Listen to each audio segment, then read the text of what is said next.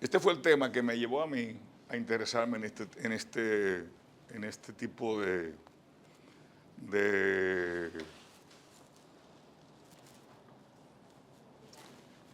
sí, de la parte científica, ¿no? de la economía.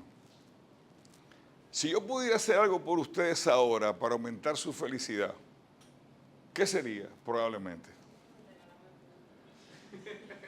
Ok, suponte que yo soy más generoso que eso, aparte de regalar puntos. Cancelar finanzas, los puntos, ¿verdad?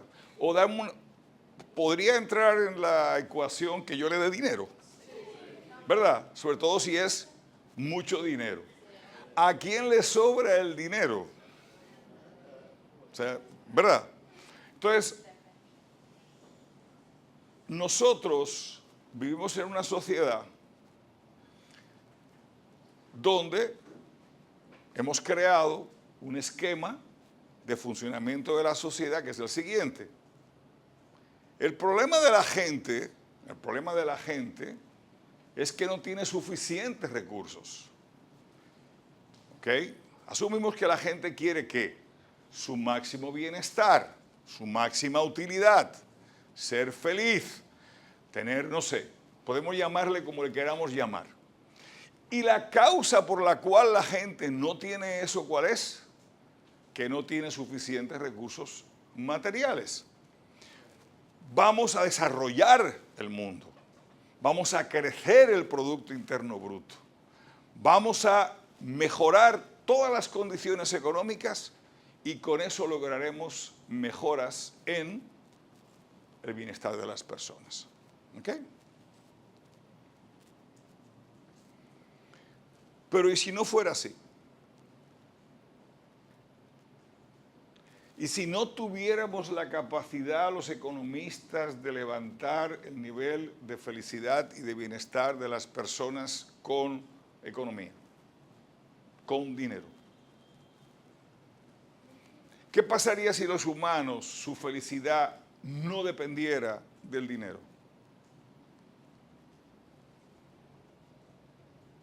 ¿Ok? Estaríamos perdiendo el tiempo miserablemente. Vamos a poner un ejemplo. Suponte tú que yo soy una persona que pertenezco a una religión que se llama el derramonismo, ¿verdad? Y te digo a ti, mira, si tú quieres ser feliz de verdad, ven a la iglesia del derramonismo. Y tú vienes a mi iglesia y a los 6 meses tú dices, pero es que esto ya está peor de lo que estaba antes. O sea, como que deberías dejar la iglesia, ¿no? No tendría como mucho sentido que, o sea, pero yo te digo que yo tengo la fe que en mí. Y los economistas hemos hecho eso. Hemos dicho, no, ¿cuál es el problema? Nosotros vamos a subir esto, dale para allá, dale al PIB, crece el PIB. Y vamos a ver qué tal nos ha ido en términos de bienestar.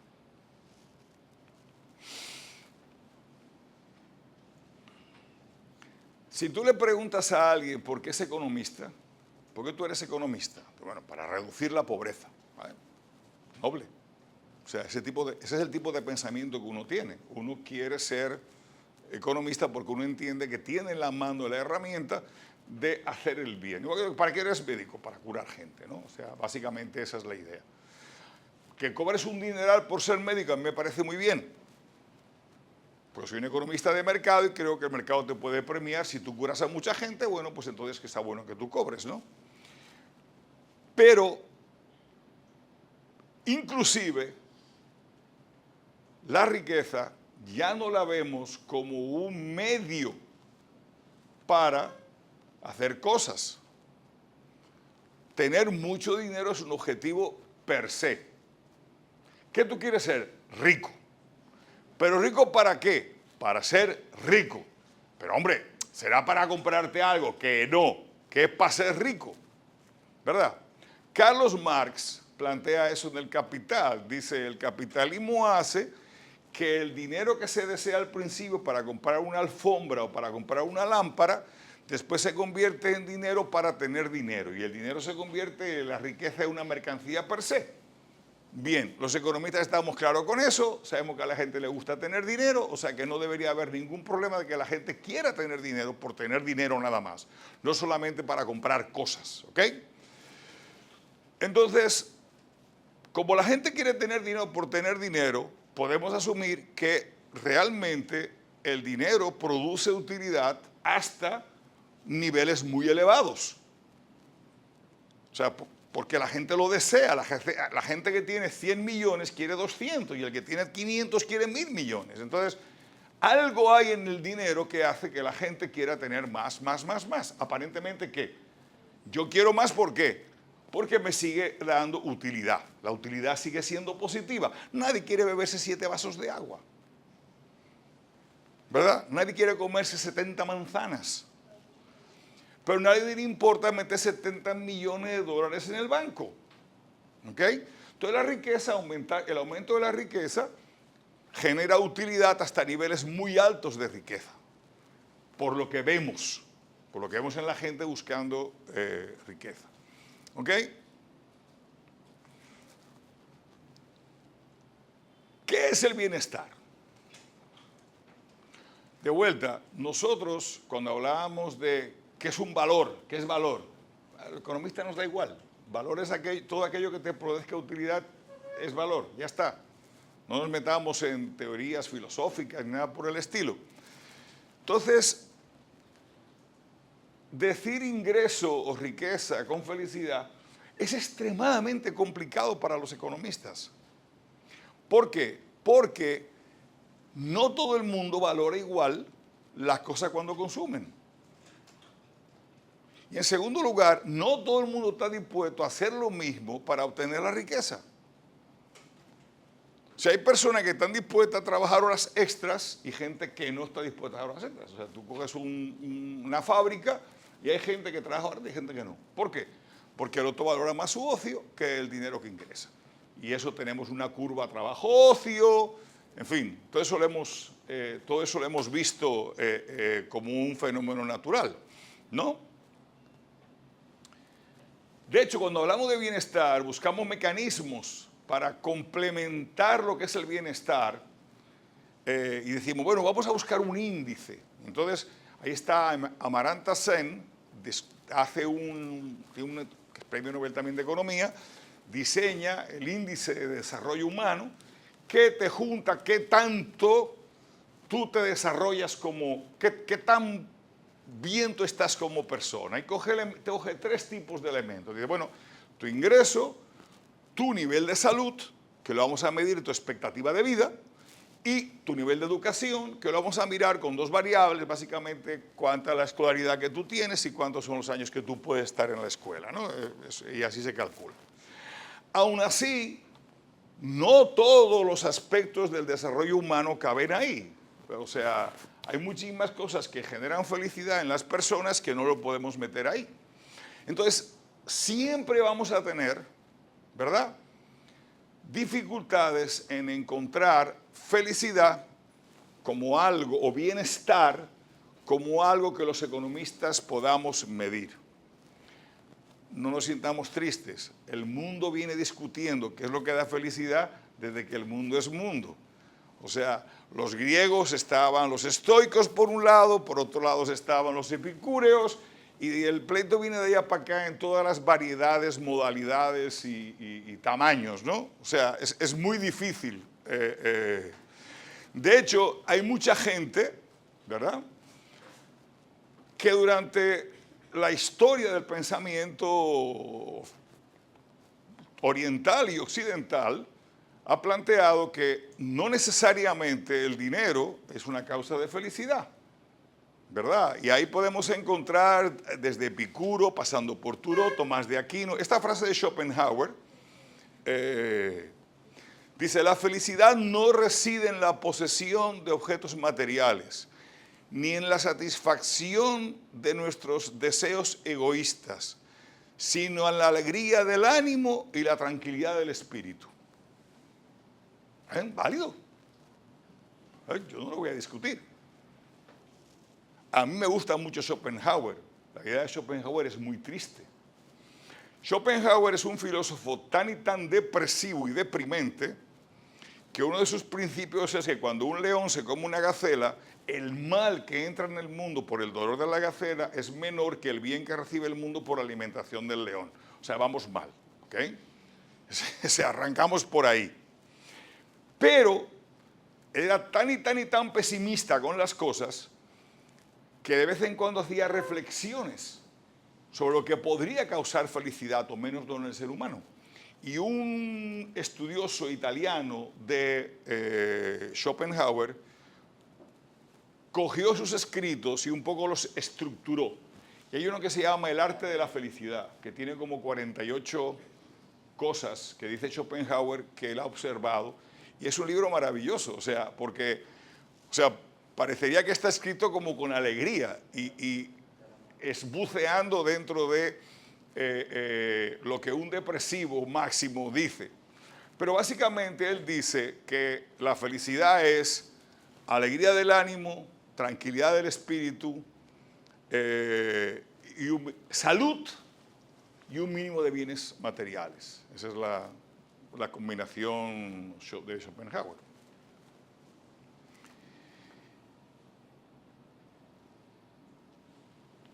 Quitando los que son varones y caucásicos, que están aquí, todos los demás han sido individuos de 18ª categoría hasta muy recientemente. ¿Ok? Vamos a verlo. Decía Hobbes, life was nasty, brutish and short, ¿verdad? En Leviatán. Miren cuál ha sido el PIB mundial desde el 1200, ¿ok? Per cápita. ¿Dónde comienza a subir el PIB per cápita? Básicamente, estos son los Estados Unidos, ¿no? Pero básicamente empieza a subir cuando el origen es la revolución industrial, ¿ok? El 1800. Ustedes verán que la revolución industrial comienza en el 1830, porque sí, pero es por ahí, por el 1800, ¿no? Okay. Entonces, a partir de ese momento que comienzan a aumentar en los países, Inglaterra y los Estados Unidos, países occidentales, y mucho más tarde ya comienzan a subir los índices de ingreso per cápita. Pero, para darles un dato, en el 1800 había en la Tierra 1 billón de personas y solo 30 millones de personas estaban por encima de lo que hoy consideramos la línea de la pobreza. ¿Ok? Del billón de personas, solo 30 millones de personas estaban por encima de lo que hoy consideramos la línea de la pobreza. O sea que vivir más o menos bien es un fenómeno extremadamente reciente. ¿Ok? Nosotros damos poco valor a la democracia. Pero ¿cuáles son las democracias más viejas del mundo? Hay un caso rarísimo que son los Estados Unidos, donde hay una democracia donde solamente podían votar los varones blancos, donde los esclavos contaban solamente para fines de calcular cuántos votos le daban a los varones blancos, pero tienen democracia desde el 1789. ¿Ok?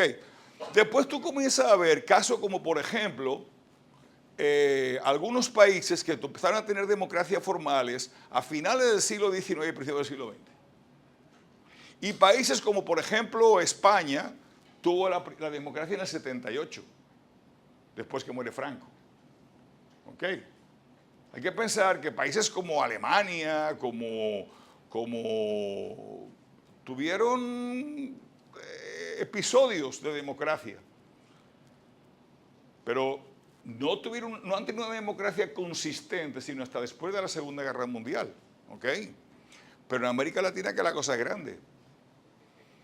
Quitando Costa Rica, que es una democracia desde el 49, el segundo país que podemos decir que es una democracia ininterrumpida es la República Dominicana. Si le podemos llamar democracia a lo que había aquí en el 78. pero hemos tenido elecciones ininterrumpidas. Pero en el resto de América Latina han tenido dictaduras militares hasta bien entrados los 90. Ustedes tienen una edad donde esto le puede parecer muy lejos, pero véanlo en el contexto de ustedes, sus padres y sus abuelos. ¿Ok? Yo nací en el 60. Eso significa que si yo hubiera sido argentino, yo hubiera visto democracia a los 22 años.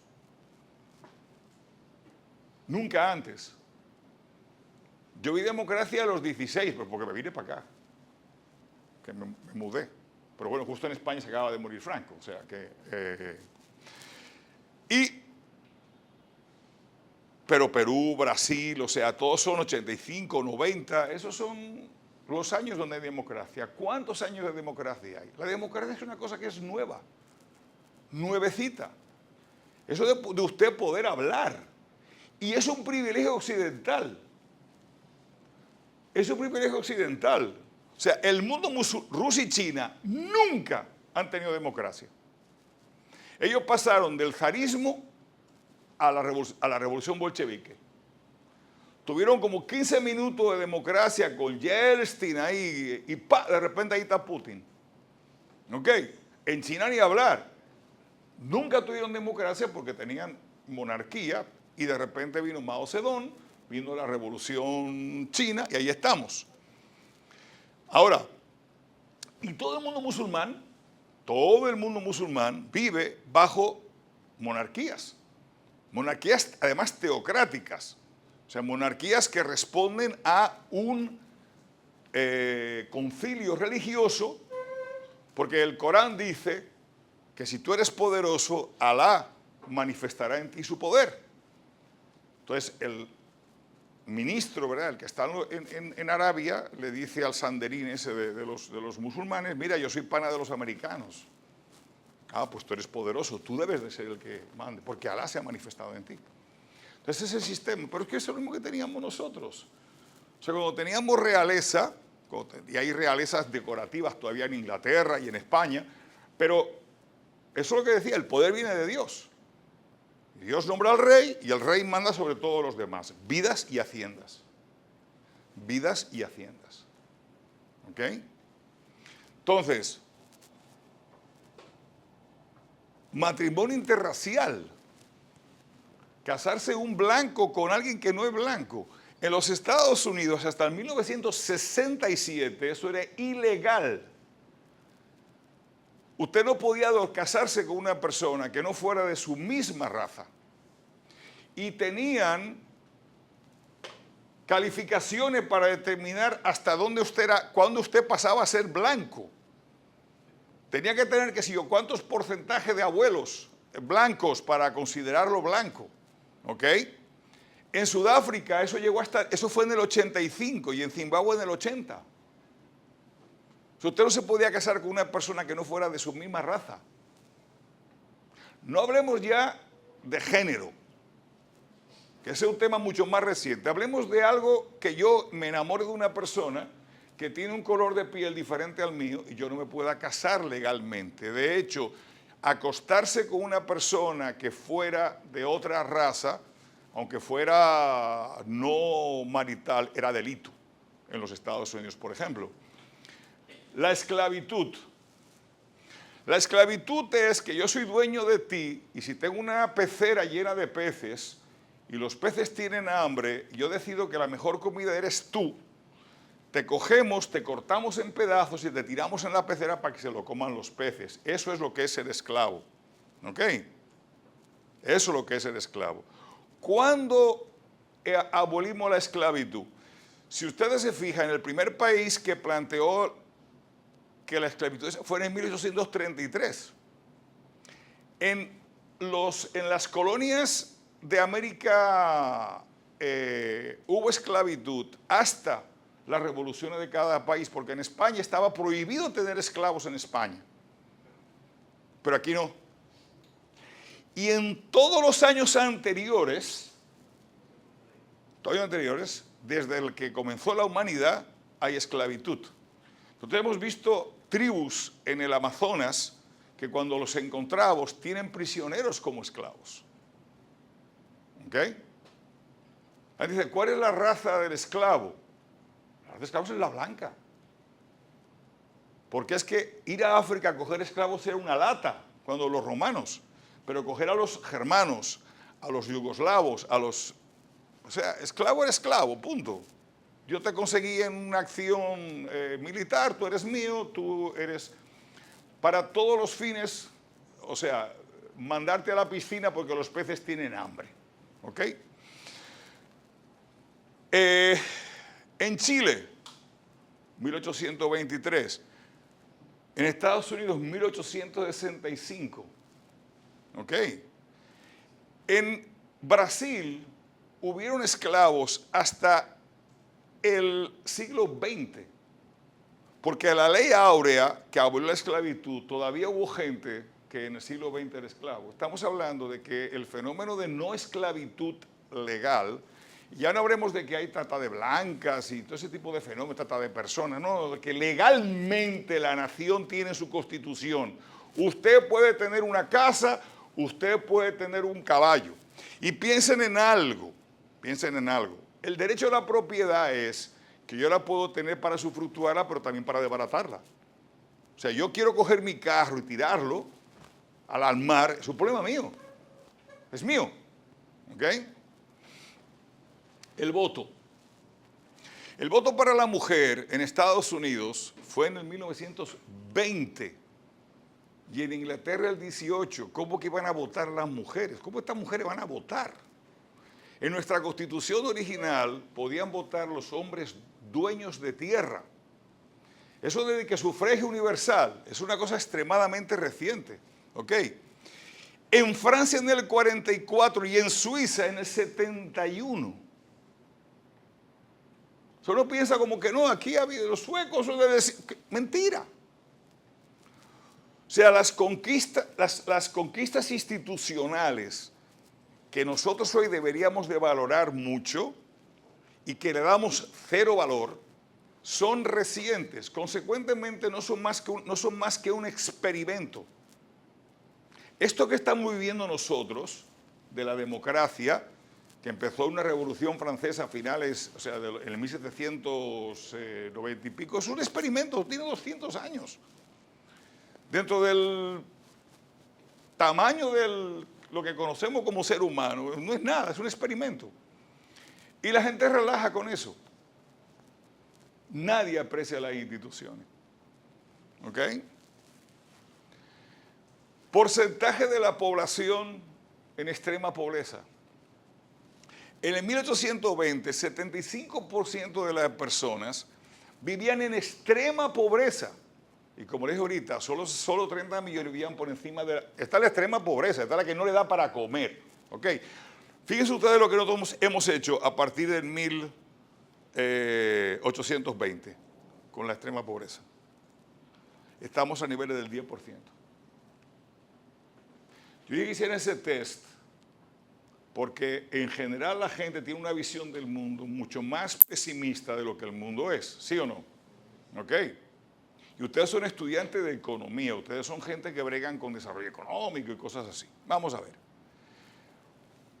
Gente que vive con más de $20 al día. En el 1950, el grupo de personas que vivían con menos de $20 al día era más del 80%. En el 50. Hoy ese grupo es apenas 30 y pico %. $2 al día, que la extrema pobreza aquí abajo ya es menos del 5, 6, 7%. Cantidad de pobres en el mundo. Ustedes saben que la población va creciendo.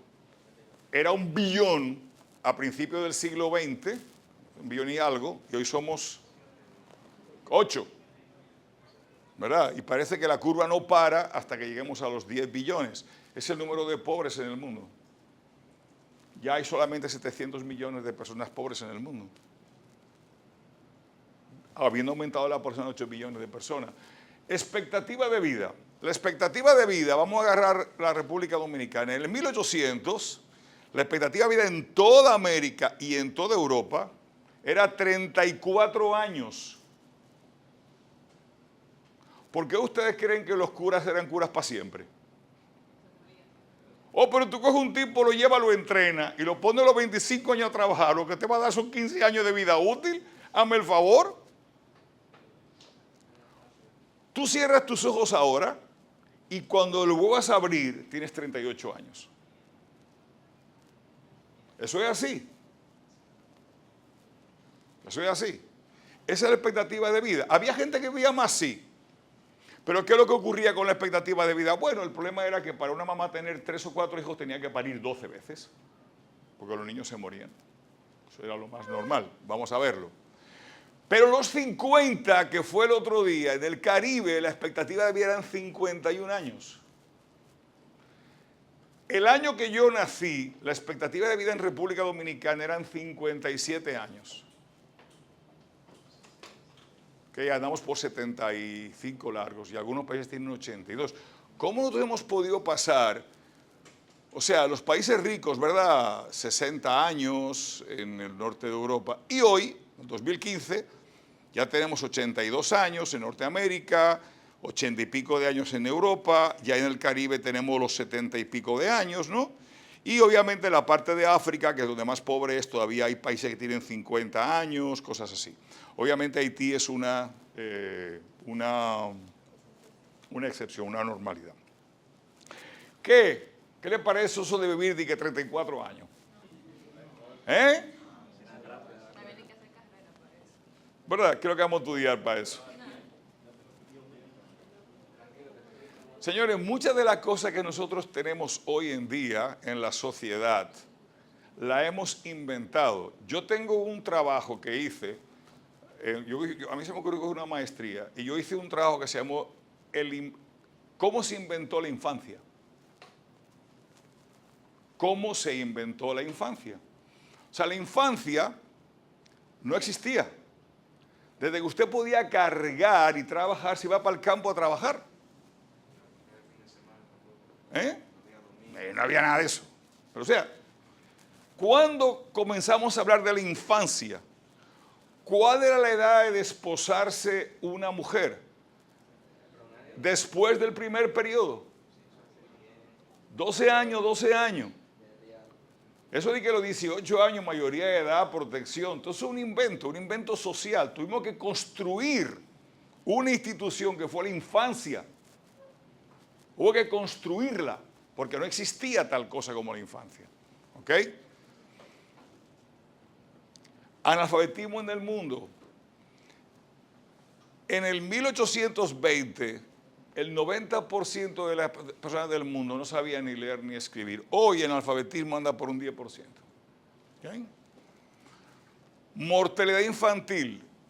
En el año 1960, que es el que yo nací, el 18.5% de los niños que nacían se morían antes de los, creo que son 5 años, creo que es la mortalidad. Hoy estamos en 3.8.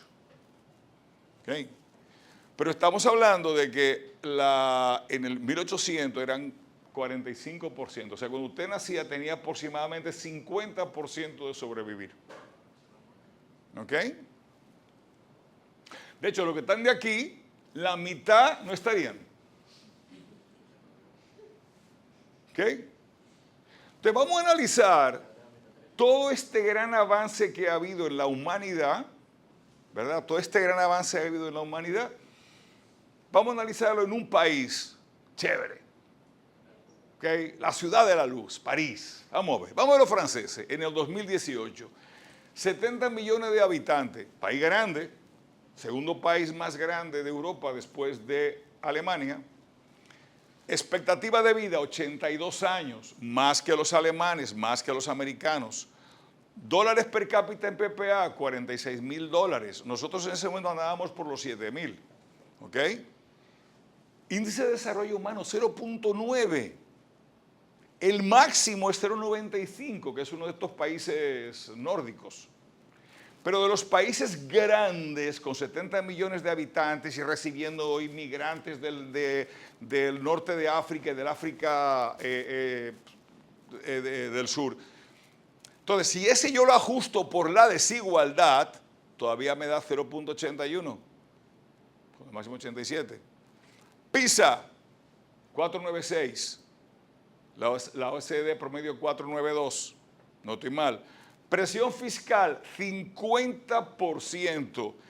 Dedicado a gasto social, 1/3 del PIB. 1/3 del PIB, 33%. Es una democracia. Y encima los Tigres fueron campeones del mundo de fútbol ese año. ¿Ok?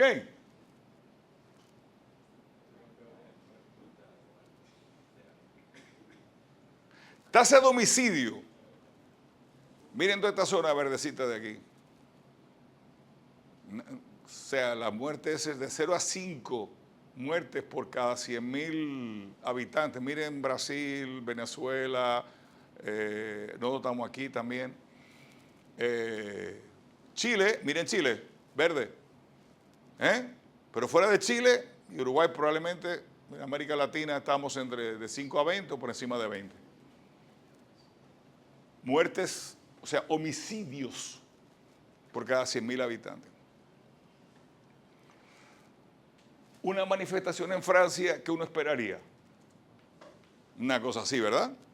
Hay una protesta social, vamos a manifestarnos. Eso es lo que yo esperaría de una manifestación en Francia. Esto es lo que yo esperaría de una manifestación en Francia. Noten que no hay un solo individuo de color ahí. Yo he visto más de 1000 fotos de esa época. Ese fue un movimiento exclusivamente blanco en Francia. Los inmigrantes dijeron, menos mal que nosotros no nos metimos en este lío. ¿Ok? De hecho, muchos líderes de las minorías plantean eso.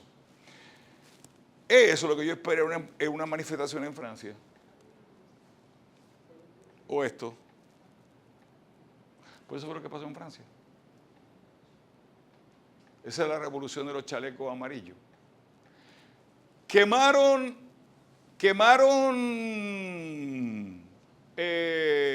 a quemar el Hotel Jorge V? No. ¿Fueron a quemar el concesionario de vehículos de Ferrari o de Bugatti o de Mercedes-Benz? No. ¿Qué rompieron? Ese carrito. Eso es. El carrito que estaba en la calle. ¿Qué sentimiento podemos decir que tiene esa gente? Ira. ¿Quién? Estos pendejos.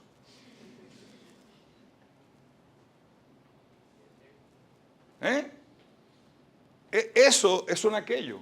¿Ok? Entonces, yo cuando vi esto dije, no puede ser. Vámonos a Chile, 2019.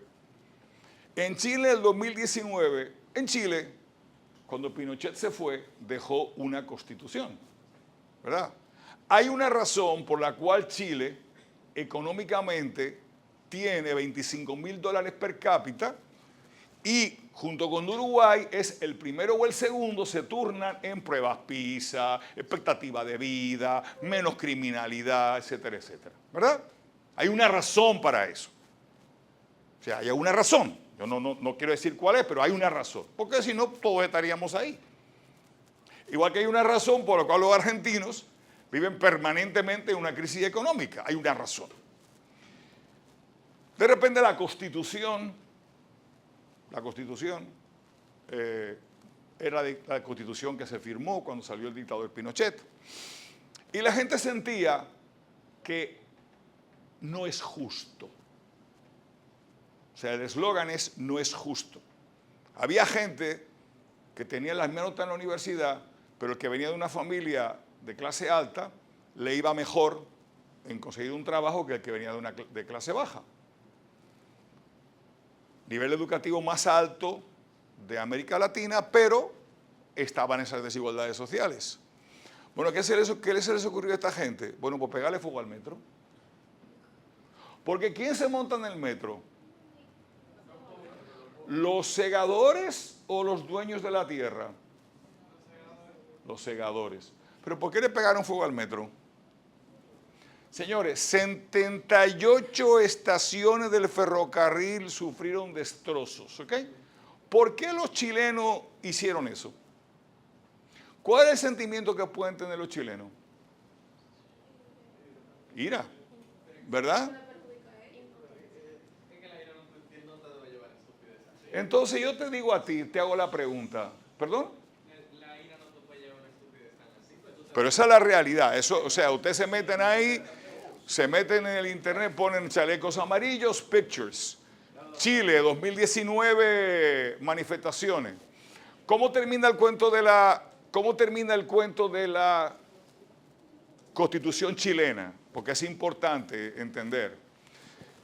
Se hace una elección para convocar una asamblea constituyente, que no es el Congreso el que va a hacer la Constitución, sino personas que van a ser electas específicamente para redactar la Constitución.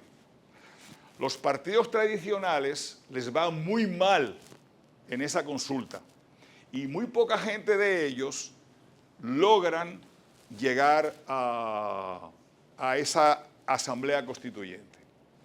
Redactan la Constitución que quieren los chilenos, la votan en plebiscito y el 70% dice que no a esa Constitución. ¿Ok? Eligen otra Constitución, otra constituyente para revisar para hacerla más, algo diferente a lo que la gente opinaba, y aproximadamente, no me citen el número porque no me acuerdo, el 70% dice que no. Chile sigue hoy con la dictadura de Pinochet. En un momento determinado, el genio que está en el poder ahora en Chile, ¿cómo se llama?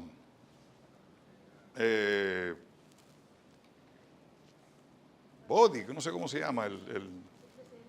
Sí, Boric. Porque ahora uno que ha sido guerrillero y ha matado gente, lo elegimos en Colombia presidente.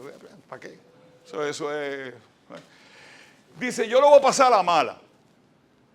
Porque eso de la democracia, eso... Total. ¿Para qué democracia?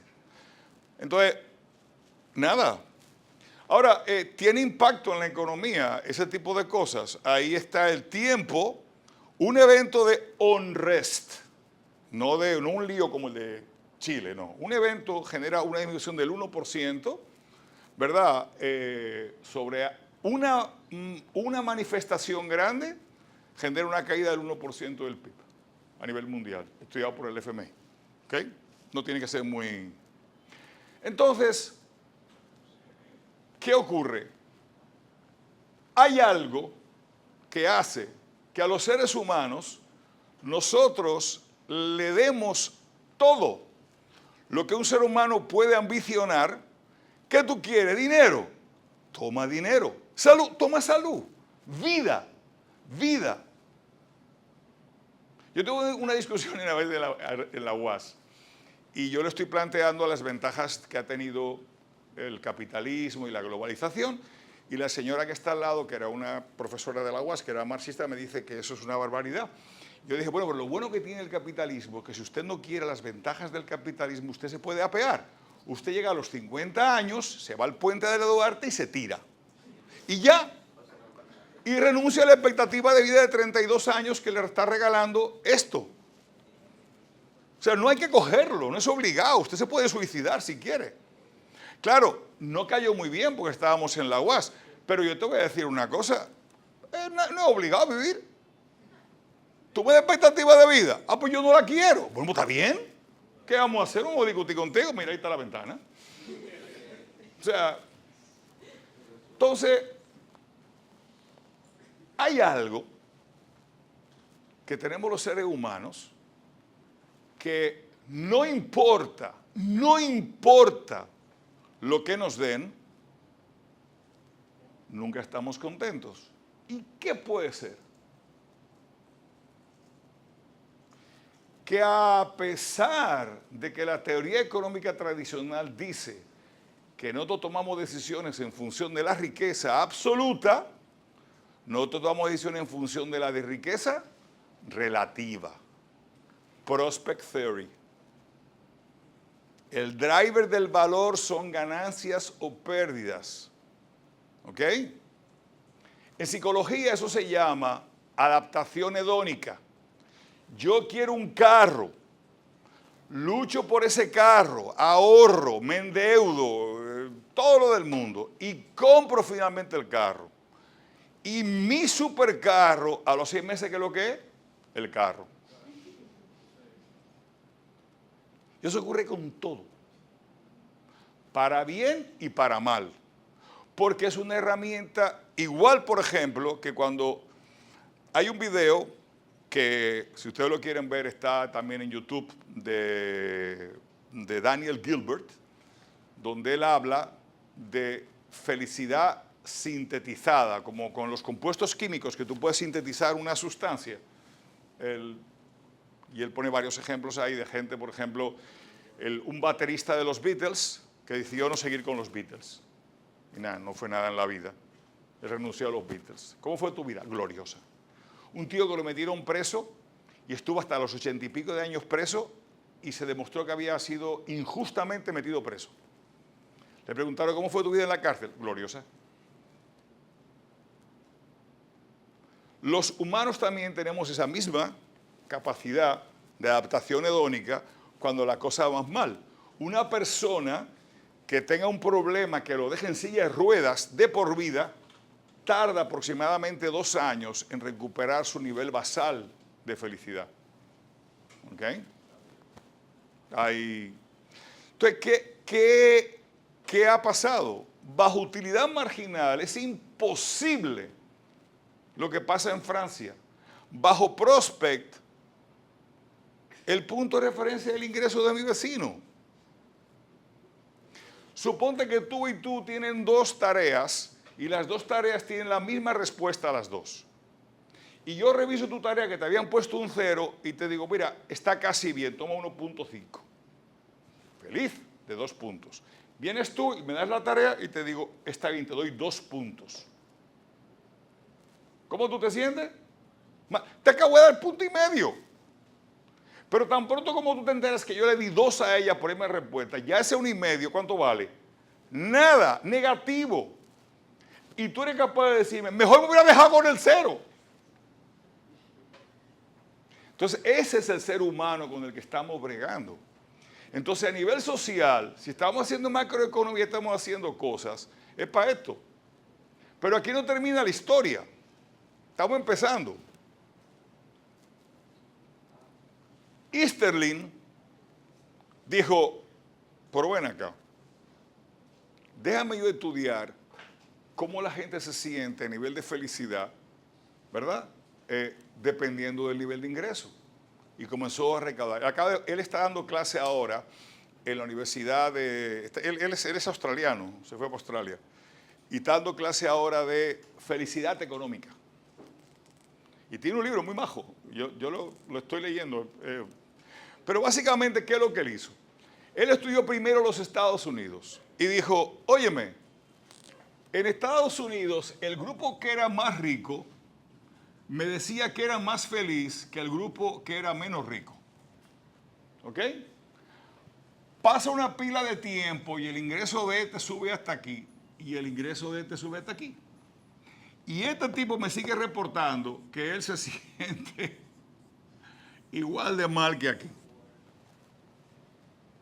Dice, pero eso no puede ser. Eso es una paradoja. Déjame yo verlo con otros países.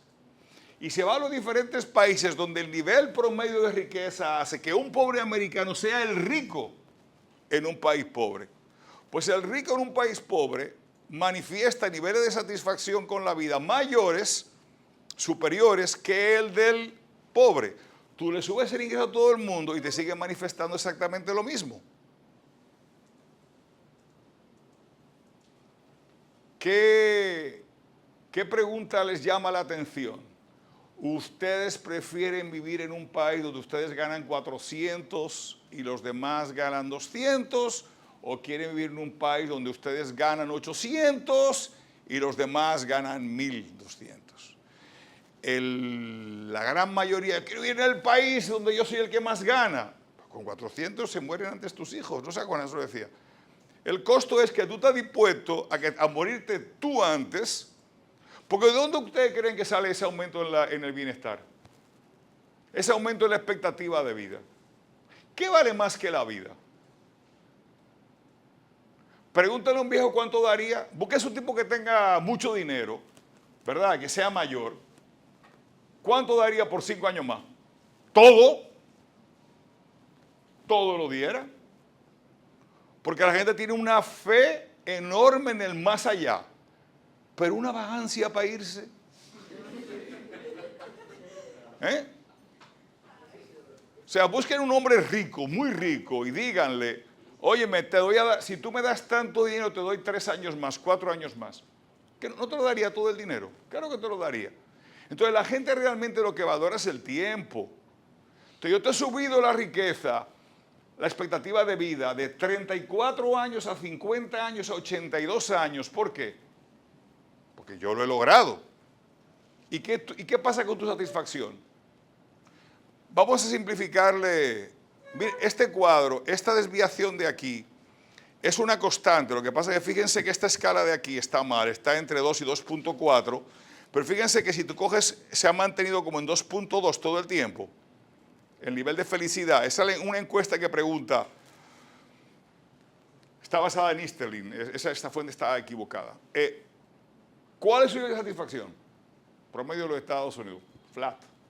Pero ¿qué ha pasado con el ingreso per cápita? Ha ido de menos de $20,000 a por encima de los $50,000. En términos reales, per cápita. Y se ha movido la balanza. Viene este caso de Japón, por ejemplo, que se ve mejor, porque la escala la hicimos más grande aquí. Tengo que modificar aquí el cuadro. Este es el ingreso per cápita de Japón, en términos reales. Y miren el nivel de felicidad de la gente. No importa cuánto le hayamos subido, cuando le preguntamos la satisfacción con la vida, no cambia. O sea, es que no hay manera con ustedes, seres humanos. Miren este gráfico que chulo. Este es un gráfico que muestra cuál es el nivel de disatisfacción que tú tienes y el ingreso per cápita. Yo creo que podemos tener 4 cuadrantes, ¿no? En este primer cuadrante está la raya de $30,000 per cápita o menos, ¿ok? En precios, en PPP. Todo el que está aquí tiene razón para estar insatisfecho con su vida, ¿verdad? Pero miren desde dónde van los niveles de disatisfacción. Allá arriba hay gente que tiene 80% de disatisfacción, obviamente, y luego aquí hay gente que tiene menos disatisfacción, pero Costa Rica, Panamá, Kazajstán, Chile, están por aquí. Después que tú pasas de los $30,000, el nivel de disatisfacción va bajando. Pero óyeme, no hay forma de que eso baje de 30. Estados Unidos, Hong Kong, Irlanda, ya aquí esto ya es, eso es absurdo ya, o sea, de aquí para allá este sería.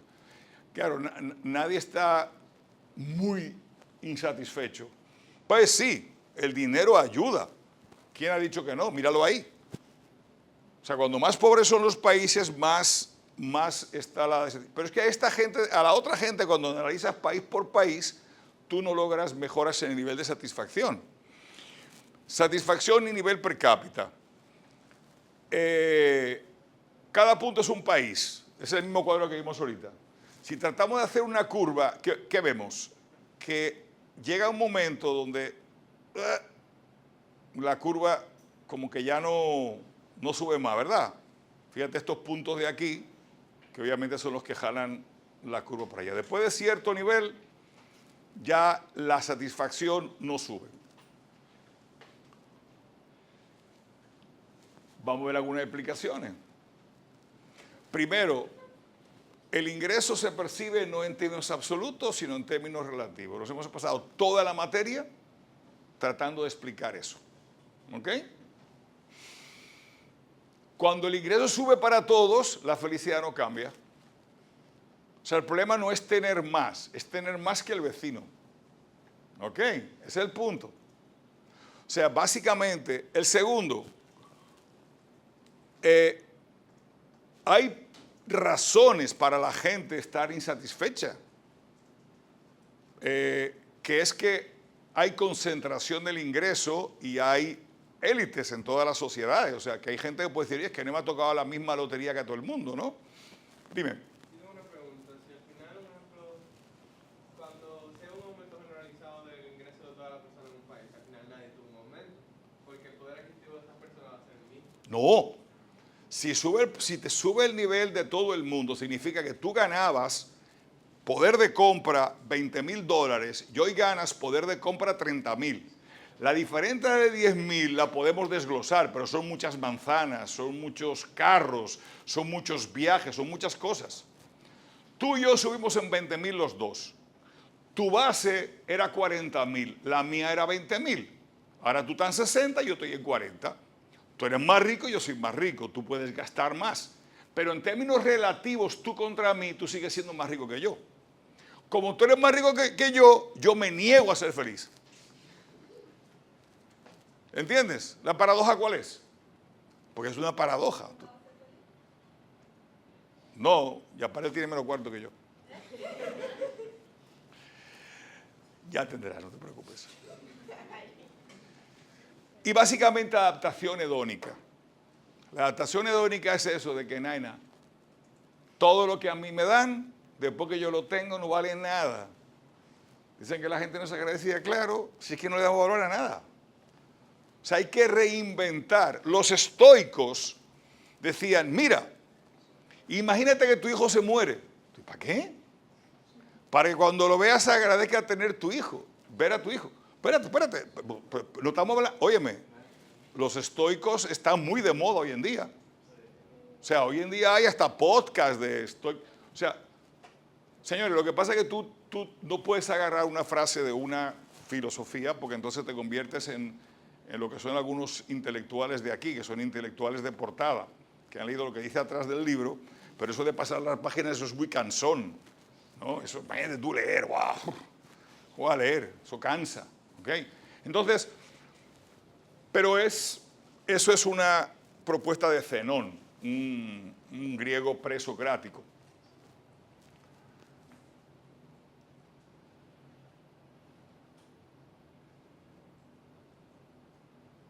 Hay otro tema también que es muy interesante. Cuando usted hace una encuesta de empresas, por ejemplo, usted le pregunta, ¿usted cree que las empresas van a tener más empleo o menos empleo el año que viene? Y el 65% te dicen, yo creo que van a tener menos empleados el año que viene. Ahora toda la siguiente pregunta. ¿Su empresa va a tener más empleados o menos empleados? Y el 70% te dice, más empleados. Nosotros somos pesimistas sociales y optimistas individuales. Por eso, cuando hacemos test como ese de Factfulness, no guayamos. O sea, si yo pregunto sobre mis prospectos, optimismo total. Pero ¿y la economía? Lista y servida. ¿Cómo está el país? Mal. Y tú, no, a mí me va bien. Entonces, hay que tener en cuenta que ese es un fenómeno también. O sea, el tema de... Si tú le preguntas a la gente cuáles son las expectativas contra el año siguiente, fíjate cuál es el comportamiento, ¿verdad? Ahora, si tú le preguntas sobre cómo le va a ir a ellos, tú tienes constante. Y siempre está este grupo de aquí abajo que no importa lo que tú hagas, te dicen que es peor.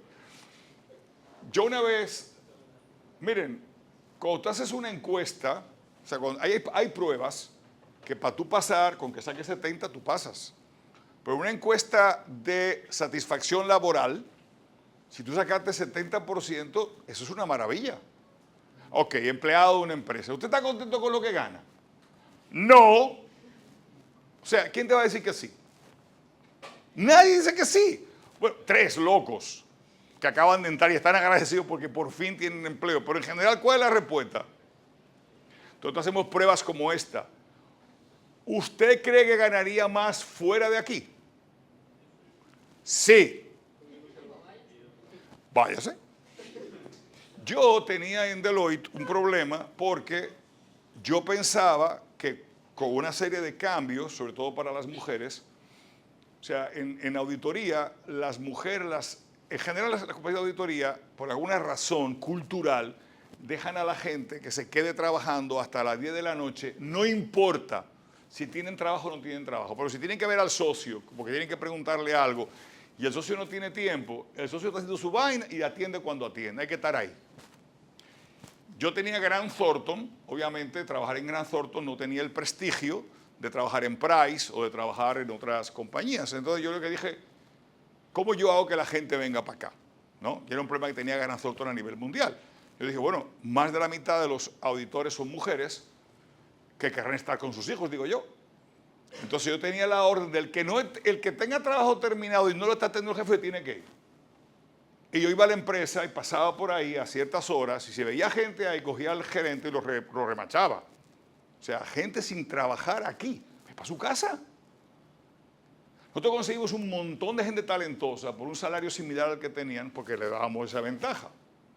Bueno, ya yo pienso que me la comí, ¿no? Ya yo tengo mi problema resuelto, de personal y tal y cual. Viene la evaluación de clima laboral y yo saco una nota fatal, 60 y tanto %, ¿no? A nivel de comparado con el mundo entero. Y mandan una carta felicitándose por ser la empresa que mejor ambiente laboral tenía en toda América Latina. Yo, claro, agradezco el email y llamo al que me escribió. Le digo, mire, yo agradezco mucho esto, pero yo no estoy entendiendo, porque aquí está todo el mundo que parece que va a pegarle fuego al edificio todos los días. Me dice, fíjese usted lo siguiente, usted tiene un porcentaje de tanto muy alto de gente que dice que consigue empleo mañana con más dinero y no se van. Algo hay ahí que no se quieren ir. Eso es. Entonces me interesé un poco en ver eso y básicamente de ahí que aprendí este tipo de cosas. Entonces la gente, vamos a meternos aquí, ya yo les puedo hacer ese quiz para que ustedes se percataran de su visión del mundo, ¿verdad? Entonces, vamos a la desigualdad. El mundo es desigual. Miren el PIB del G7 comparado con el BRICS. En el año 95, que fue el otro día, el 50% del PIB lo tenía el G7 y el 16% lo tenían los BRICS. Hoy, del PIB mundial, gracias a China sobre todo, el 30% lo tiene el BRIC y el 29% lo tiene el G7. Claro, hay más millones que gente, hay muchos millones de personas, pues tú pones India y la China y ya está, medio planeta. Pero cuando tú dices, o sea, tú has tenido una traslación, ¿verdad?, de la producción y de la riqueza importante. Y en esos países, o sea, ha habido un cambio brutal. A nivel de desigualdad, puede que en muchos países haya aumentado la desigualdad. Pero con relación al mundo, los países pobres estamos más cerca de los países ricos de lo que estábamos hace 20 años atrás. O sea, porque hemos crecido a tasas de crecimiento mucho más rápido, después del ajuste por población, inclusive. ¿Ok? Y no es que le vayan tan mal, porque por ejemplo, mira a los americanos que están parando la economía, oye, tienen la tasa de desempleo más bajo histórica. Y se le mete gente, aprueban gente que venga del mundo todos los días, y se le mete gente todos los días, y sin embargo, ahí está la tasa de desempleo. Cada mes, 200.000 empleos nuevos. O sea, algo está pasando, ¿no? Que las economías no paran. O sea, no. Miren, por ejemplo, en ese periodo de ahí, del 80 al 16, yo tengo que actualizar esto, pero China aumentó el ingreso por adulto en 831%. India en 223%, los Estados Unidos y Canadá en 63%, el mundo lo aumentó en 60%. Fíjense cómo estos países, y Europa solo un 40%. ¿Ok? Es el ingreso por adulto, el crecimiento del ingreso por adulto. O sea, ha habido un cambio en la desigualdad. Y si tú lo analizas, tú lo coges en detalle, el grueso del dinero no es que ha ido solamente a los más ricos, ha ido a los más ricos en algunos sitios, en Estados Unidos y Europa. Pero fuera de Estados Unidos y Europa, no hay esa hiperconcentración. Hay concentración del ingreso y la va a haber siempre, porque el capitalismo tiene eso. O sea, el capitalismo es un sistema muy bueno, pero que tiene dos problemas. El primero es que concentra la producción y tiende al monopolio, y concentra el ingreso, tiende a la desigualdad. Eso es el capitalismo. Y el segundo es que tiene ciclo económico. A veces los precios suben y a veces los precios bajan. O sea, tiene naturalmente. Pero eso es como tener un perro. Un perro es una cosa muy chula, pero el perro tiene que comer y hacer sus necesidades. Si no, no fuera un perro. Ojalá que hiciera un perro sin ese problema. Perro cero mantenimiento, una chulería. El capitalismo es así. O sea, el capitalismo es un sistema muy bueno en asignar recursos, en hacer crecer, pero tiene su problema. Los ciclos, que ya los economistas estamos bregando, eso lo tenemos más o menos cogido, y la desigualdad y la concentración. Más datos. O sea, hay países como Europa, por ejemplo, donde el incremento ha sido bastante igual, y países como los Estados Unidos donde la desigualdad ha sido bestial en esos procesos. Pero también hay que tomar en cuenta que hay fenómenos que antes no habían, que son los megamillonarios. O sea, usted no puede trancarse en un garaje, salir y decir, tengo una cosa que se llama WhatsApp. Ok, qué chulo, $1 billón. ¿Cómo se llama la otra, la que usan el otro chat? Snapchat, por ejemplo, ¿verdad? Yo no uso Snapchat. Generacionalmente, cuando yo me acerco a Snapchat, me rechaza. Pero Snapchat, la valoración original fueron de $22 billones. Y esa vaina tenía 6 usuarios en ese momento. O sea, entonces, claro, cuando pasan cosas así, tú dices, bueno, claro, hay un tío que se acaba de meter $22 billones. Claro que te va a romper la maceta. Aquí sacamos el ingreso per cápita aquí nosotros, ¿verdad? Y va a dar un número. Pero entra por esa puerta Bill Gates y el número cambia bestialmente. ¿No? O sea, que eso también hay que tomarlo en cuenta. Entonces, ahora la desigualdad pica. Hay un problema que yo me canso, no me voy a cansar de repetir. Uno no puede perder de vista que el problema es la pobreza, no la desigualdad. Cuando yo veo gente peleando por la igualdad, me da miedo. El problema es la pobreza. ¿Ok? Si yo pudiera solucionar la pobreza eliminando la desigualdad, yo lo apoyaría porque me soluciona la pobreza. Pero el problema de la desigualdad a mí no me mortifica. O sea, a mí me da igual la desigualdad. Pero a la gente la pone loca. O sea, uno de los factores que tú le preguntas a la gente, ¿qué es lo que usted, la desigualdad? ¿Pero qué? Pero ven acá. Particularmente, y eso va dirigido a ustedes, y si quieren pelear conmigo, pelean, a lo que se ha llamado la generación de cristal, ¿verdad? Ustedes saben lo que dicen el huevo o la piedra. Ok. ¿Qué le pasa al huevo con la piedra? ¿Por qué le va a ir mejor al cristal? ¿O es que tú crees que los que son roca por alguna razón van a dejar de ser roca? A que yo no cojo clase con fulanito. Pero el tío es un buen profesor. Sí, pero que él es muy duro. Pero todos tus compañeros que cojan clase con ese tigre, cuando vayan a trabajar van a brillar más que tú. ¿A quién tú crees que van a dar el empleo? ¿A quién van a ascender? No hay consecuencia. ¿Tú me entiendes? Entonces, no. O sea, no. La mercancía más escasa, entonces el oro o la plata, es la verdad. ¿Y cuál es la misión del Banco de Reservas o del Banco Popular? O de, qué sé yo, distribuidora, no sé qué. ¿Cuál es su misión? Ganar mucho dinero. ¿Y a quién van a contratar? A quien lo pueda ganar mucho dinero. Y al que diga, yo no puedo trabajar ahora porque yo eso, ¡pam!, para afuera. ¿Por qué? Porque que hay gente compitiendo con ellos. ¿Sabes lo que pasa en el capitalismo? ¿Qué dijo Schumpeter? Creación destructiva. Hay quien se lleva al otro. Entonces el capitalismo tiene eso, que es un dog eat dog. Ok. Vamos a terminar con este análisis de Kahneman y Deaton.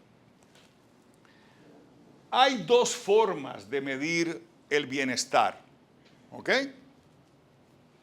Una cosa es el bien, porque los psicólogos miden el bienestar.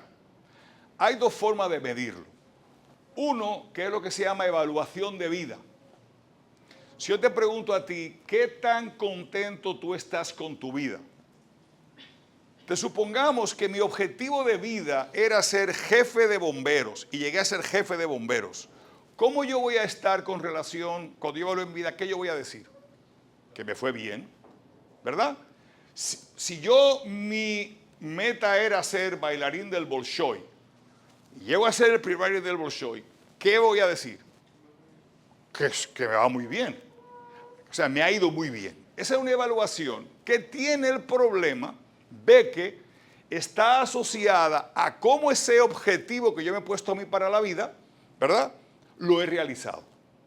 El objetivo común que tiene nuestra sociedad, particularmente, lo tiré el otro día en Twitter, básicamente hemos quitado todos los incentivos de éxito o todas las marcas de éxito, excepto tener dinero. O sea, todas las marcas de éxito que habían en el mundo en algún momento, las hemos eliminado. Por ejemplo, los Estados Unidos no tienen nobleza, nunca la han tenido. ¿Quiénes tienen título en los Estados Unidos? ¿A quién se le presenta como marqués, noble? ¿A quién? ¿A quién? ¿Juez? ¿George Fulano? ¿Profesor universitario? ¿Profesor tal? ¿Mr. President? ¿Mr. Congressman? Y ya. Un juez en Estados Unidos gana muy poco dinero, pero es un juez. Si el juez coge un teléfono y llama al country y dice, yo quiero que usted me reserve una cancha, no que están ocupadas, mira que soy el juez, te preocúpese que la cancha está para usted, porque llamó el juez. Y eso se respeta. La sociedad le ha puesto títulos a esos. Pero es muy poco, o sea, cada vez son menos los rangos o las cosas que hacen que una persona. Entonces el dinero básicamente lo que es el marcador de éxito. Si yo soy rico voy a ver mi vida como ¿qué? Como exitosa. Ahora, hay otra forma de medir el bienestar del individuo, que es preguntarle cosas que nos digan cómo él se siente sin que él se dé cuenta que le estaba preguntando cómo él se siente. Y hay tres cosas que le podemos preguntar: sobre su nivel de estrés, y hay marcadores para el nivel de estrés, sobre lo que se llaman positive affects, o sentimientos positivos, cosas buenas que él ha sentido, o ausencia de sentimientos negativos.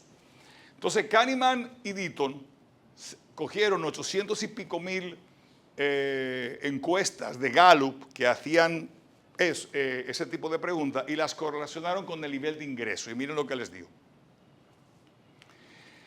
Si cogemos lo que se llama ladder, que es la que se llama la escalera, obviamente a más rico, más satisfacción.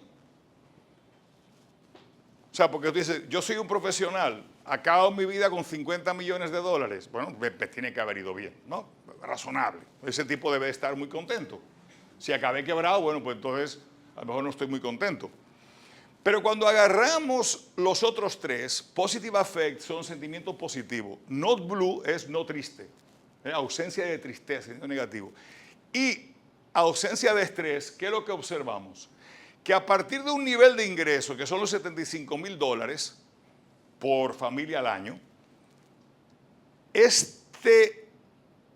llega a un punto y se queda igual. El not blue sube